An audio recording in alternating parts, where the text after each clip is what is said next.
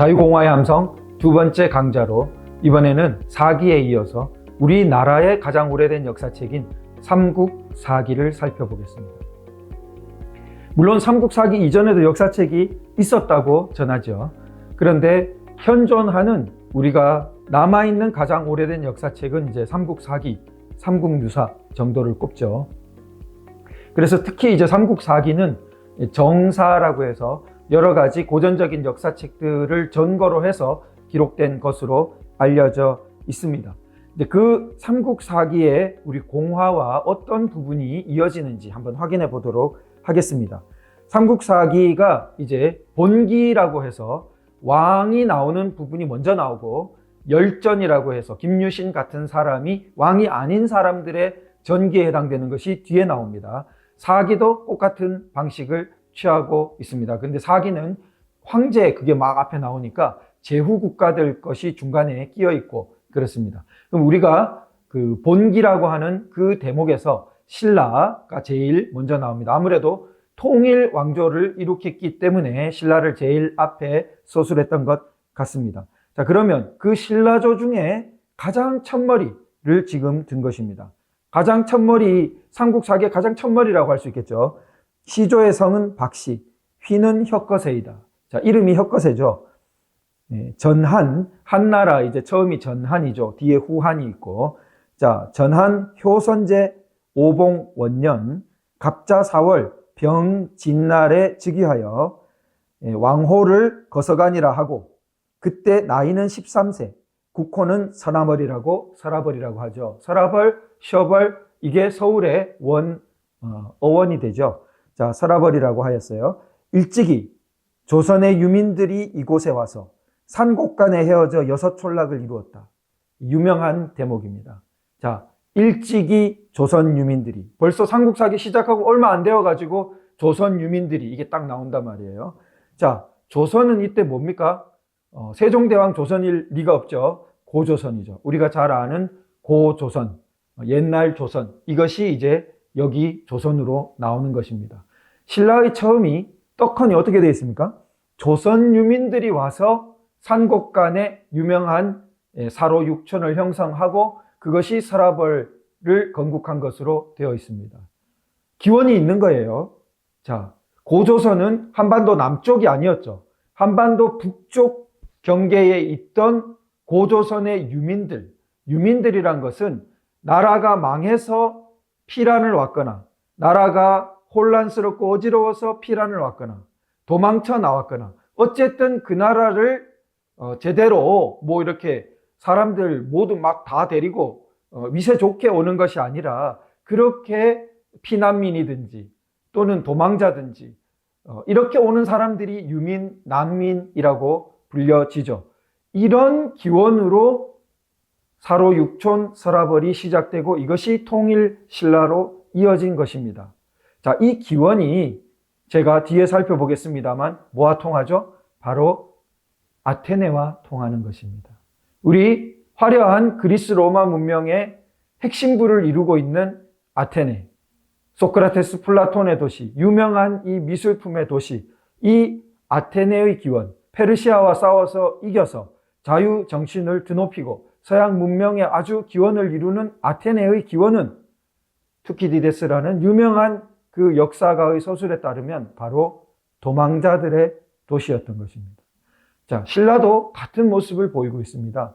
조선 유민들, 이 뒤에 보시면은 신라뿐만이 아니라 그 당시 삼한 지역, 한반도 남쪽 지역 전역에 걸쳐서 중국에 계속해서 난리가 나니까, 특히 진시황이 일으킨 통일 전쟁에 너무나 끔찍한 난리가 나니까 그걸 이제 진란이라고 그럽니다. 진나라가 통일 과정에 일어나는 대난리. 워낙 참혹하게 하니까 진나라 왕조 자체가 오래 가지를 못했죠. 자, 그런 난리들을 피해서, 난리가 나면 여파가 계속 미치죠. 자, 중국 저쪽 황하 북쪽 지역에서 난리가 나면은 만주 있는 그 지역까지, 그 요동 지역까지 여파가 오겠습니까? 안 오겠습니까? 당연히 옵니다. 요동 지역에 여파가 오면은 게르만족 대이동이 연쇄작용을 일으키는 것처럼 그 조선에도 영향을 미치고, 그러면 또 유민이, 난민이 또 발생하고 이런 식이 되는 것입니다. 당시 한반도 남쪽은 상대적으로 인구 밀도가 낮다고 봐야 됩니다. 그러니까 그런 사람들이 들어왔다고 삼국사기, 삼국유사에 공통으로 적혀 있습니다. 이것이 핏줄상 한족이다 그렇게 볼 수는 없습니다. 고조선 유민들은 말할 것도 없고 다양한 그 사람들이 왔다고 봐야 됩니다. 당시는 아직까지 그 뒤에 통일왕조 때보다 훨씬 국경선이 느슨하다고 봐야 되죠. 특히 한반도 남쪽은요. 그것이 역사책에 이미 기술되어 있는 것입니다.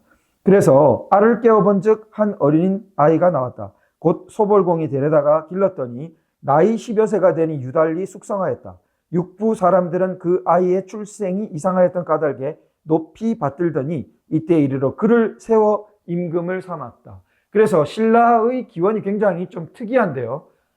알에서 깨어났다 이런 그 신화적인 내용도 그렇지만 곰곰이 한번 볼 것은 뭐예요? 왕을 추대한 것입니다. 아무리 신기하게 태어난 어린이라고 하지만 어린이든 어른이든 지금 나타난 모습은 뭡니까? 정복자로서 왕이 나타나가지고 정복권을 주장하면서 내가 앞으로 여기 왕이니까 반항하는 사람 있으면 나한테 덤벼봐. 이런 식으로 시작했던 게 아니라 고구려를 보면 그런 모습에 가깝습니다. 그런데 신라의 첫 왕인 박혁거세는 어떻게 되어 있습니까? 밑에서 받들어서 추대해서 왕이 된 것으로 기록되어 있습니다. 이 전통과 모습은 상당히 의미심장한 것이고 신라 1000년, 굉장히 오랜 왕조죠. 1000년을 지속한 왕조는 세계 통틀어서 잘 없습니다. 그 1000년이나 가게 한 원 바탕에 이런 왕을 추대한 이 힘, 우리가 공화적입니까? 반공화적입니까? 공화 정신이 우리 역사에 굉장히 첫머리에 떡하니 소술되어 있다는 것을 또한 우리가 볼 수 있습니다.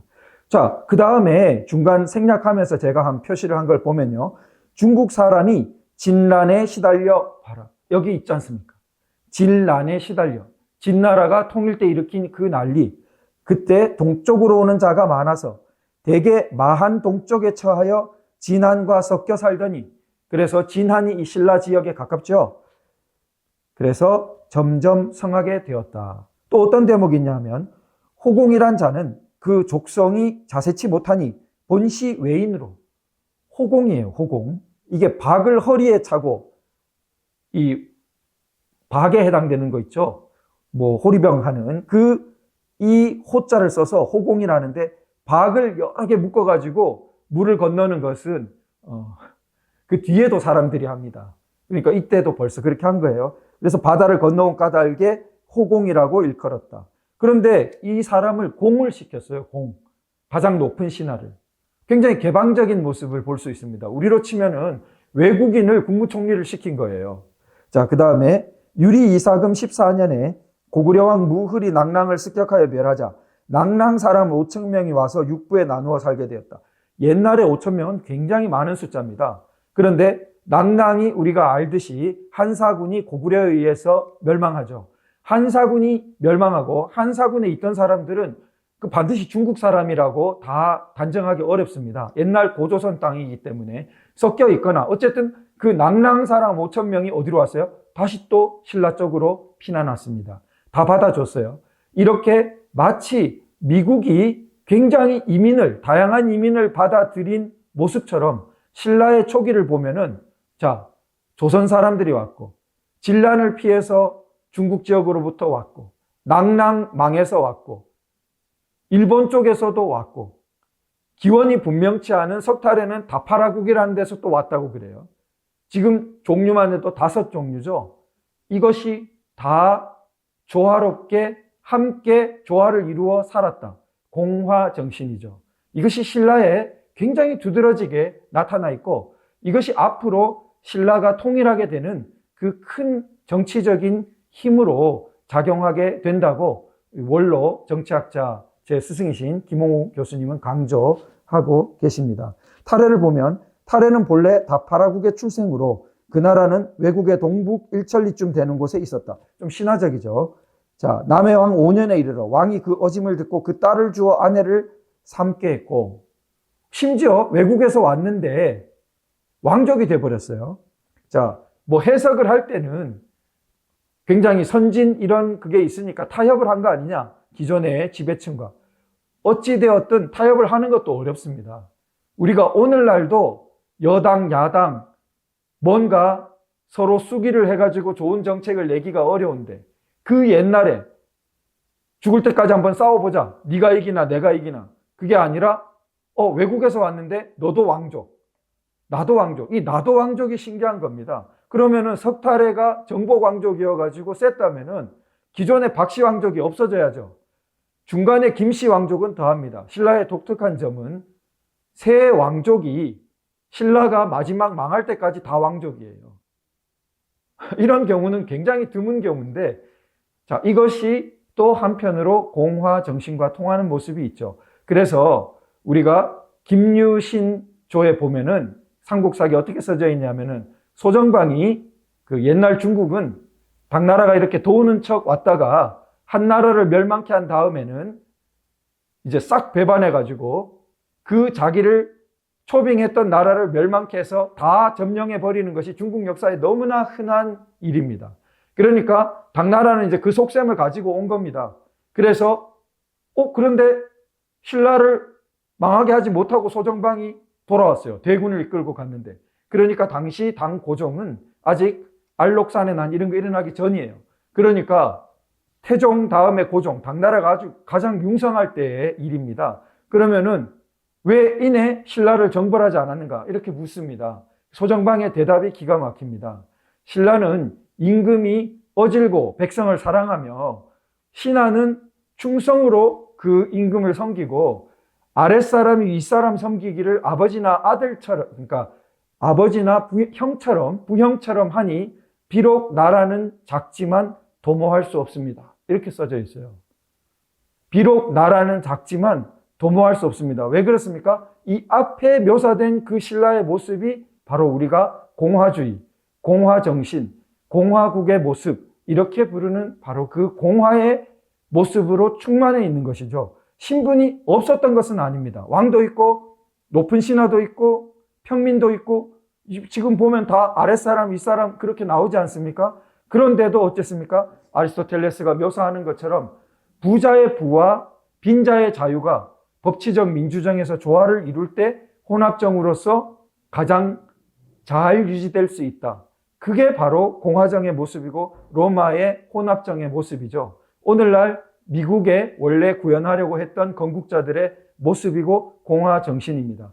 그러한 똑같지는 않지만 그것으로 연결될 수 있는 편린이 아까 전에 사기에도 있고 삼국사기에도 이렇게 초창기에 기록되어 있다는 것을 우리가 확인할 수 있습니다. 자, 그래서 아테네의 기원과 비교된다 하셨는데 보시면 자, 투키디데스의 글입니다. 아티카 지방은 대부분이 척박해서 원래 강성한 토착민이 없는 것입니다. 그러니까 누가 옵니까? 도망자들이 오는 것입니다. 서라벌도 그 옛날에는 처음에는 그렇게 살기 좋은 땅이 아니었다고 볼 수 있겠죠. 만약 살기 좋은 땅이었다면 그 선주민들이 원래 살던 사람들이 먼저 거기를 차지해서 살고 있었겠죠. 그런데 뒤에 요즘 보면 살기 좋은 땅 같습니다. 나중에 다 개척해 놓으니까 그렇죠. 그래서 헬라스의 다른 지방에서 전쟁이나 내란으로 도망쳐 온 사람들 가운데 가장 세력이 큰 자들이 아테네에 누가 안 오니까 거기에 안정된 상태에 마음이 끌려서 정착했는데 점점 많아져서 나중에는 이제 바다를 타고 팽창합니다.